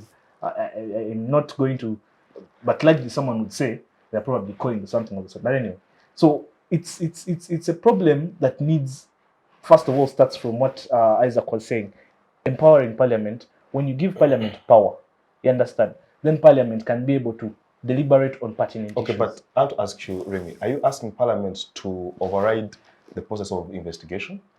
Because if you're saying that Parliament cannot get out their MPs you're saying that Parliament should disabuse what the law says on investigation, on prosecution, on evidence, and all those things, and and they should just go and handpick their MPs from incarceration and bring them back to Parliament. No, what I'm saying is in relation to the role that they're supposed to be playing. For example, looking at you've heard that there are things called safe houses, and we have seen on TV these guys, the Honorable Segirinya and Alan Sawanyana, badly tortured. So what I am saying is that Parliament, as the Human Rights Committee, should come up with recommendations, and of course those recommendations are existent. But because they're a group of people who are not being given, or as we say, they're a facade, even their recommendations are totally disregarded, So I'm not saying that they should go against the procedures or whatever has been put in place by law. But what I'm saying is that their recommendations should be taken into consideration, and as a result, they should be able to effect the change that we need for society to move forward. All right, thank you. Ndugu Isaac, this is getting very interesting, but I want to put you on the spotlight still on what I've asked Comrade Wahanze. If you look at, for example, the 6th and 7th Parliament, the likes of Jim Muhezi went with it, the likes of Sam Kutesa were investigated and indicted for their corruption cases of, I think, the Gavi funds. Now, individuals like Jim Muhezi still, individuals like the Honorable Matia Kasaija, Persis Namuganza, might never face censure. So as we discuss Parliament's ability to check the executive, the issue of censure, what do you attribute the failure to hold the executive accountable to regarding the current status quo? But then secondly is on the issue of who checks Parliament, because we are saying Parliament should check the executive, Parliament should check ABC, but then who checks Parliament? I know that, for example, the landmark decision of Paul Kawanga Semogere versus the Attorney General, where court held that the mode through which Parliament had passed the Referendum Act was unconstitutional. So we have seen the judiciary checking Parliament once in a while. But I don't know, it looks like Parliament has no one to check it, and therefore, when they do things the way they do them, no one is really trying to caution them. So I don't know, those two concerns. The relevant organs of Parliament that are supposed to intervene to enforce decorum and discipline amongst the membership of the House have projected continuously a strong perception of bias and partiality. And this also reflects very badly on the leadership of Parliament, both in the public domain, but also for its reputation.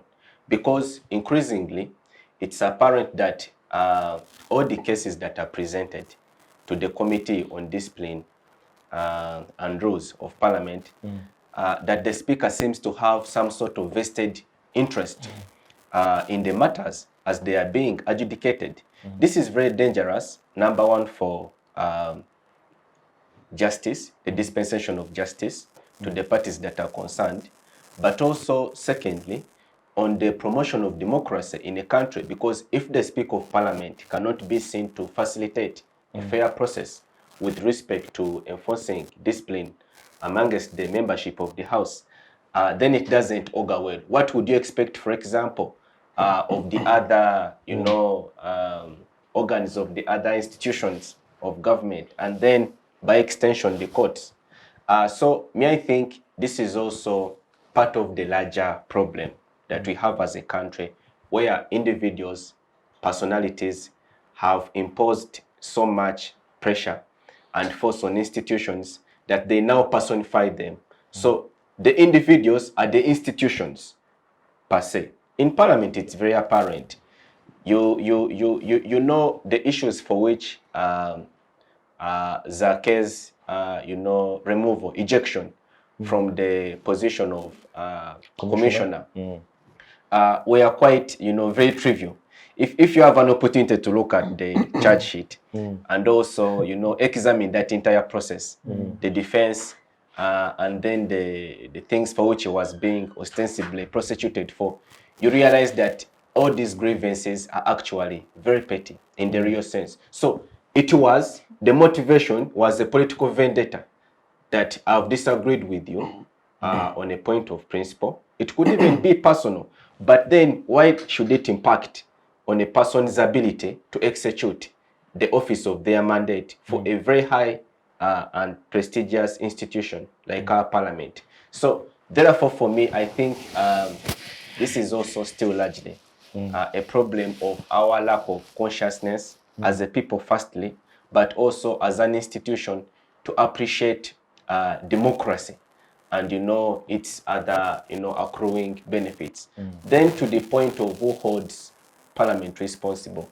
Essentially, when you read our constitution, it's supposed to be the people, because parliament is a representation of the aspirations, of the longings of the Ugandan population.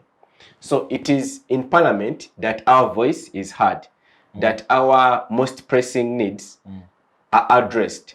So therefore, the population primarily should hold the parliamentarians accountable. However, our constitution has a lacuna. When we, transformed, when we had the switch from the single party system of political dispensation to the multi-party system of political dispensation, there was no amendment to, is it Article 94, 194 of the Constitution that provides for a recall of a member of parliament. But originally, it only provides for that option under the single party political system, not the multi-party. So when we introduced the multi-party system of political dispensation, we didn't proceed to make an amendment to the effect that a citizen can exercise inherently as a constitutional right the option of recalling a person that maybe is adjudged to be incompetent or that has maybe for reasons of unsound mind or for any other legitimate reason has failed to discharge the office of a parliamentarian. So I think fundamentally this also speaks to the nature of the constitution that we have. It is very feeble, and increasingly it has been mutilated, that it can no longer serve the democratic needs of the Ugandan population. So I think one of the recommendations we should have is to also make an entire review of this instrument so that we have a new consensus that can structure it in a way that can serve and promote the democratic needs of the Ugandan population as is today. Wow, fair enough. David, let me come back to you. Yes. It's you who urged earlier on the issue of faith and trust in institutions. And the many Ugandans who every 5 years go out there, line up in those long queues, like Poni said, to cast their votes, to choose their leaders, hope that these MPs shall, at point T, be on the floor of parliament to at least either to participate in the plenary or to actually debate. But the issue of absenteeism has come to haunt parliament. I have seen the speaker on so many occasions asking the government chief whip, where is Minister A? Where is person A? This person was supposed to respond to this, they are not here. But this cuts across, even on the opposition side. So the issue of absenteeism, what do you think inspires? Because you'd imagine that parliamentarians who have enough emoluments, really their time is not divided by doing other things, because I mean they are well facilitated, they are well paid. So what is consuming that time that they don't have time to go to parliament and represent their people? In Kenya, if one becomes a cabinet secretary, in this case a minister, then there is a rerun in their constituency to fill that position. You get. Here, ministers are stuck with a lot of burden. You get. They have to conduct the ministerial duties, at the same time conduct the constituency duties. That is why most of the times when you check on there's that study or survey that they usually do every, I think, after a year, right? And they say these are the best parliamentarians. You find that most of the worst performing MPs are the ministers. You understand? Yes. And you find people who are not ministers, the honorable Segonas, those days used to be Semjunganda, because they're doing representation. That is the only work they're doing, right? So that is why I said that our constitution is having what? Loopholes. Like you have said, the panelist here, that it needs a review, because why would we have a minister who is an MP? So you find that there are chances this minister is on assignments here and there, up and down, conducting the entire country's business in the ministry other than conducting the constituency. So it is going to contribute largely to absenteeism. You get? That is one. Two, of course, you know that you're sending people to that house who don't know anything that happens in that house. So you find someone cannot even express themselves. They can't even pronounce their name. They can't even pronounce the needs of their people. Council Ayikoru said here that sometimes I even feel that should we give people an opportunity to even speak their needs in their language. You understand? You think it's an easy thing to speak on the floor of parliament in English? A lot of MPs will run away. You get? Because you are having constituencies where the children are inheriting their fathers who have died as MPs. So this person clearly didn't come to parliament because he had a vision for the people, but inherited a seat. Do you expect that person to execute? So we are having inheritance politics. We are having ministers with a lot of assignments. Even we are having the untouchables. There are big names here who are just MPs. Like nobody can question them. You get? Nobody can summon them. The constituency, people are waiting for natural selection to take its course. You get? But maybe through natural selection, maybe somebody, God will call their servant back to his kingdom, and then maybe the constituency will be vacant. People who have the will of the people, who can resonate with the young needs of the people, will maybe come and deliberate in parliament. You get? So you even have that section of people. In Uganda and in Africa is where you find a system. Most of the rich men you're seeing in Kampala, the rich tycoons, they're having their wives in parliament because they know we are sending these people to be our ears. What policies are going to be passed? What laws are going to be passed? What does the budget say? So people are sending people in parliament to do the deals. What deal? Who is going to get this contract? So it is not about representation. So why shouldn't those people be absent in any case? Because what is there going to be, discussed on the floor of parliament that concerns them? To them, the business that brings them to parliament is totally different. You get? So what is the way forward? One, review of that constitution. We shouldn't make these ministers MPs. Why are they getting all this money? You're getting money for MP, you're getting money for committee, you're getting money, I think, for minister. You're the same person who is serving in the party structures, in the hierarchy, in the sex of parties. So you find someone, you cannot execute all those duties to the satisfaction of the population. So let MPs remain MPs and let's have ministers remain ministers. You get? Two, it comes back to our society civic competence, the one I hinted on, right? Let's go back. You know, it's funny that even when we are going for the election, national election, the Electoral Commission doesn't even put in money to teach the people why they are voting. You get? That's why you hear things like, I was shocked someday I was in Machi, immediately, I think I was around Nyanama, so immediately the election had got done. So some MP, I won't mention, had won on some flag, right? The elections were done. So the honorable MP comes to thank the people. And then people are like, who is this guy? The guy was like, okay, I am the MP that you voted for. Then people were like, no way, it's not you. Because thing was,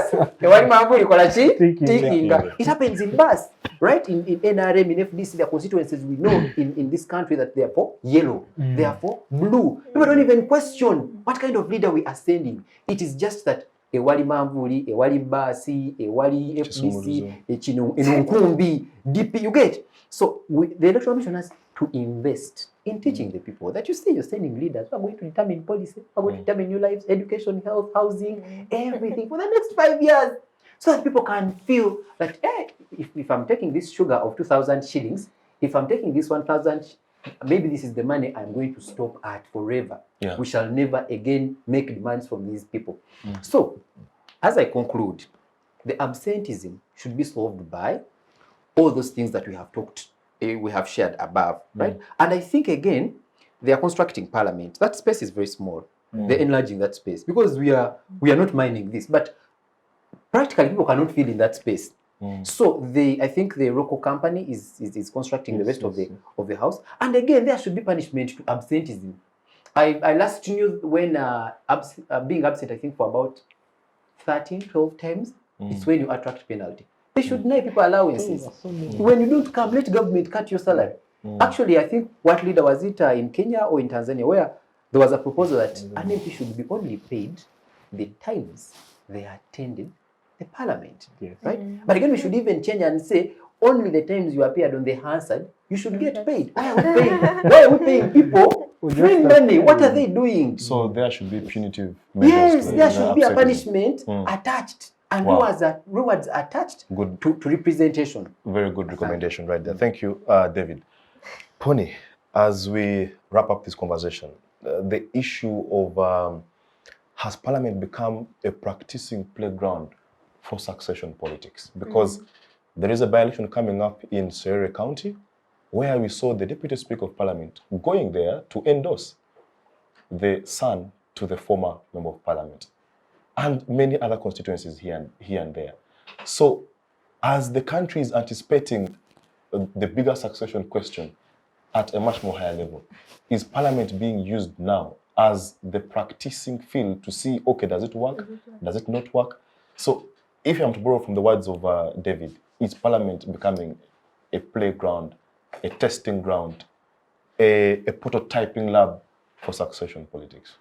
Okay. So this has been a very interesting conversation, and I also want to add a description to the current Parliament. I think it's now an elite of commercial sort of competition. It's like an advanced kind of capitalism that cannot be understood by the layman, because what happens there, like we say, there's so much of monetization, the transactional politics that is there, aside from all the party politics that is there. And now we're bringing in the hereditary one that you're speaking about. In as much as we want succession plans, not in lineage of family and all that yes, we have a one good MP there that is doing well, and you're mentoring some other young people out there to come up and take this position, irrespective of which county they're coming from. I think it really looks like it is. We can't deny the fact that it looks like it's a playground for succession. Unfortunately, the people, the citizens, right from what Doctor said, are not aware about this. For them, they are quick to, oh my God, our MP has passed on, let the son take on immediately. Let us, those sympathy votes. Yeah. It even goes to sympathizers in parties. Like, you're not a supporter of a particular party or something, but you're sympathizing and you're like, it's because that person died, let them also take over. But the quality aspect of it that we have also spoken about, and I think has been something very common in this conversation. So it's my prayer that people watching can spread the message, because I know not everyone might be able to watch us, but at least the message needs to spread down there that they should not make Parliament a commercial building. Parliament should not be a bloated house. Parliament should not be a place where people are given sweets and they're so excited about it and try to compete on outfit and who is buying which car or who is, enticing another person better. But rather they should do their role. And I think their role is not rocket science. It really isn't. They make it seem like rocket science when they're campaigning and you're like, oh yes, this person will go and handle it. But like I said, even in the local language, someone can actually lead and be as much as effective compared to that one person with so much money who won't say anything, who will be absent. So it should be back to us as the people. Let's avoid, of course it's okay, your son might be as good as you are and can take over the position, but let it not be a ground for practicing for that. Otherwise, we shall end up living in a whole circus of family politics where your wife is there, your husband, your daughter, exactly, a whole dynasty, and the rest just keep quiet and you're comfortable. You have the power. And the aspect of civic engagement, I think civic space has Center for Constitutional Governance is doing so much during those times. They really try and disseminate the information to the public and ensure that people vote ably and not just because of the money. But unfortunately, it gets so much of transactional. We do not vote transformational leaders in Parliament. They end up sleeping on the seat and on the job, and they do not do anything. So today's conversation has been really very amazing. But we need to be also opened up, our eyes, our minds, from all the amazing deliberations we have had here. Avoid succession politics, avoid transactional. I know money, you really probably want your money back from what has already been eaten, but it's going to be a whole circus. So in conclusion, really, I would recommend just the three aspects that I'd mentioned of Parliament being able to sanction, not even sanction, but to be able to scrutinize the executive and all the other arms, because you're the ones that the people have put in place. So trying all those avenues of the legislations. Are you doing them rightly? And the kind of funding that is there, what priorities are you putting in place? Is it buying a car worth 200 million as opposed to building or finishing up that particular hospital down there?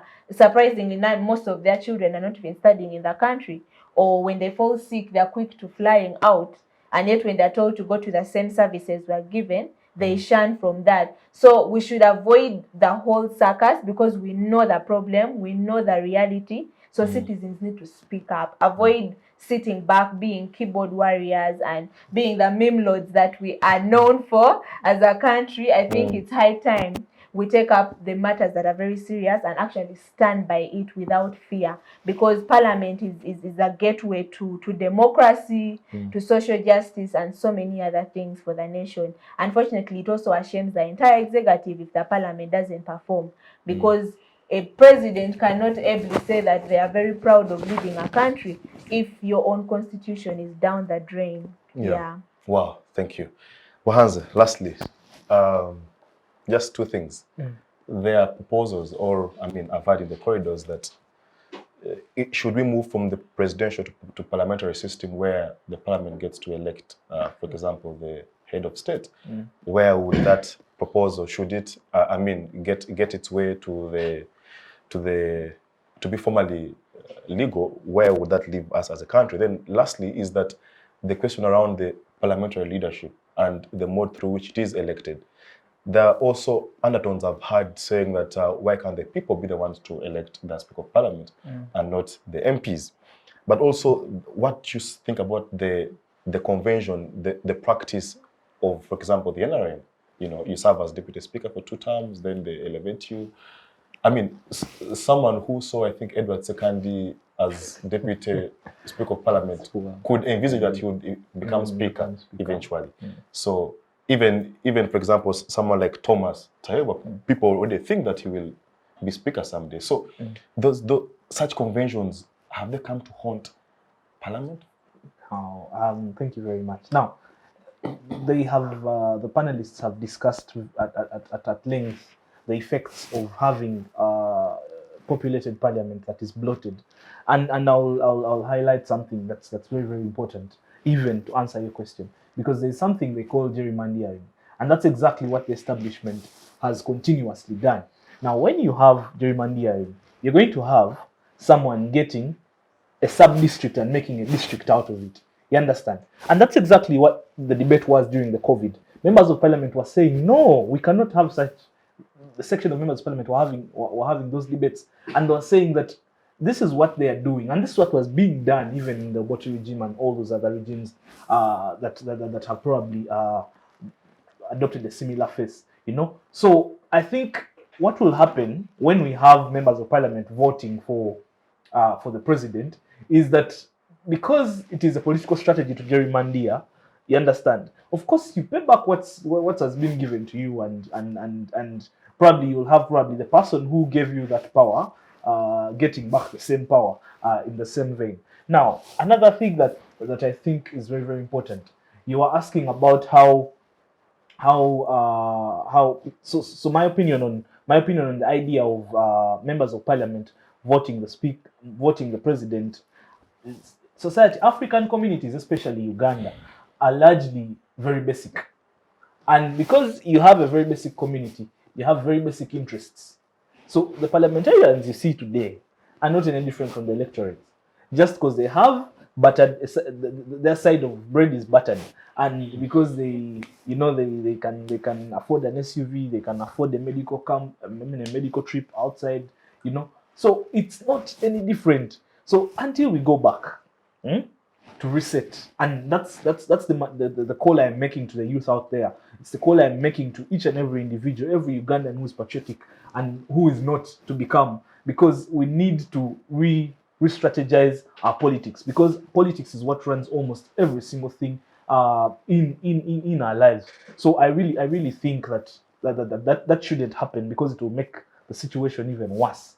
Secondly, addressing the idea of members of the public voting the speaker, that's almost, because now, for example, members of the public attend parliamentary sittings at the gallery. You understand? and now you're having this whole mob of people voting for the speaker, you know, and the speaker, and it has been known for quite a while that the speaker should probably have certain special skills in probably they should have legal skills, they should have. Now, because you have a community and because you have people who are voting, they're members of parliament, they are voting the same people, they're voting deal makers. Now, that means you again push back corruption, you know, because you're having these handouts, you're having to members of parliament are already throwing in handouts, kilos of sugar, what, so that they get voted into parliament. So that's exactly what you're going to have. Instead, you're going to have inflation because there'll be too much money chasing too few goods. You know, so I really think that it should be social reconstruct. We should go back, reset, reorganize ourselves, and move the country forward. I really believe that we have what it takes as youth, and I'm really grateful to be here this afternoon. And I really think that we need to go back, reset, and then re-energize, and then take our country forward. But those propositions will instead take us down the drain, as Christian said. Wow, colleagues, thank you very much. Being signaled that our time is fast spent, we need to get out of the studio, but I know it's only right that I give you guys 30 seconds to really tell our viewers a goodbye. So I'll begin with you, Remy, as I move towards Isaac. Oh, dear 30 viewers. seconds, please. Okay, thank you. Oh, dear viewers, it's been a really wonderful time deliberating these issues with the youth. I really believe that we, as these spaces, can create a great impact on the dispensation of our politics, on how we understand civic matters. And I'm really grateful to the Center for Constitutional Governance for giving us this platform. I really believe that the youth out there should get involved. They should get involved. They should be civically aware, get involved at your sub-county level, at the county level, and at the district level in the politics of your country, so that you get the country that you deserve, and so that you get the leaders that you deserve. Otherwise, thank you so much. Yes, Poni. Okay. For the viewers and everyone on this panel, it's the time of the fourth industrial revolution. So you have your phone, whatever you're doing with it, try and access that public leader. I do not know when you last called your MP to ask them to deliver a service and what they're supposed to do, but check on them, make noise for them, put them to accountability, and let it be as transparent as possible, because you need the service. You voted, and that is your right. So it's been an amazing panel, and I think I look forward to more discussions and deliberations on many other platforms. Thank you. Wow, thank you, Doctor. Thank you so much, ladies and gentlemen and countrymen and countrywomen. Every generation has a specific mission to fulfill. This country, we shall meet in our umbrellas. Thank you. Thank you. Yes, Councillor. Not until the Ugandan citizen has full awareness of their autonomy and power, not until the Ugandan citizen has full awareness of their value, not until the Ugandan citizen has full awareness of their destiny, the crisis that besieges our country is far from over.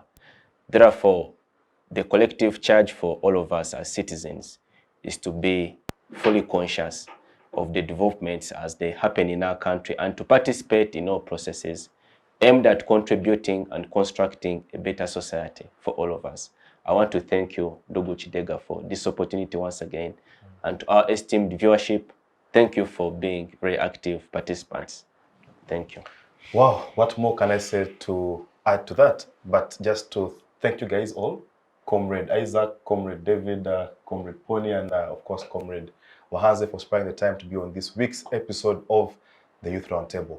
And of course, Rashid and the technical team, thank you for ensuring that our viewers get this Youth Roundtable show right on time.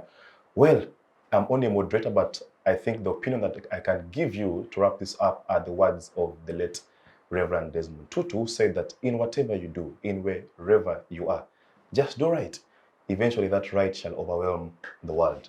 From us to you, we say have a lovely afternoon. See you next week, same time, same place.